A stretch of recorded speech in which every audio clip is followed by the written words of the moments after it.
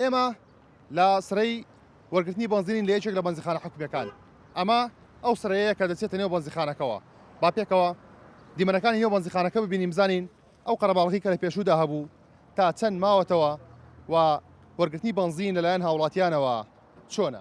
پشکی کەرکووک ڕۆژانە ملیۆنێک و 500,000 لیتر بنزینە دابەش دەکرێت بە پێی کۆبۆنی بنزین و لە دوو وێزگەش بنزینی محەسەن بەبێ کۆبۆن بە نرخی 650 دینار بە هاوڵاتیان دەدرێت. أنا أقول من اليوم لا توجد أزمة في كركوك واطمئنوا ويخلي يطمئن المواطن الكركوكي لا تعاد الأزمة في كركوك بالمطلق. لەمڕۆ بەدواوە بە هیچ شێوەیە قەیرانی سوتەمەنی لە کەرکووکدا نەماوە و هاوڵاتیان لەو ڕۆوە دڵنیا دەکەینەوە.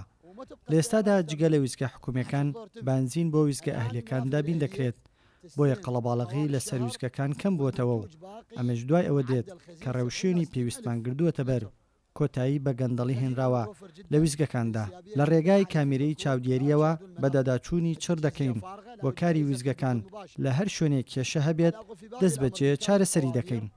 كانت الكمية التي تجهز إلى كركوك 1,800,000 لتر. ئێستا هەنگاو دەنرێت بۆ بە ئەلکترۆنیکردنی کۆبۆنی بنزین کۆمپانیای دابەشکردنی بەرهەمەنەوتیەکان 3 مانگی داناوە تا هاوڵاتیان کۆبۆنەکانیان بکەن بە ئەلکترۆنی. احنا بدورنا كشعبة تفتيش كركوك مستمرين بدورنا الرقابي بخصوص توزيع البطاقات. ئێمە وەکو هۆبەی پشکنینی کەرکووک بەردەوامین لە ئەرکەکانمان بە تایبەت دابەشکردنی بنزین بەڵێن دەدەین و خەڵک دڵنیا دەکەینەوە تاکو پێدانی دوا کۆبۆن و کۆبۆنی ئەلکترۆنی بەردەوام دەبین بۆیە پێویست ناکات هاوڵاتیان قەرەباڵغی دروست بکەن و خۆیان ماندوو بکەن.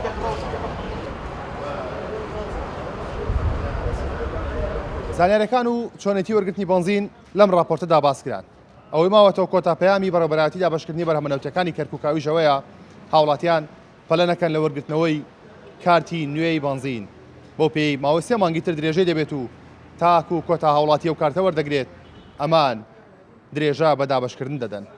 کارۆل محەممەد کورساد نیوز کەرکووک.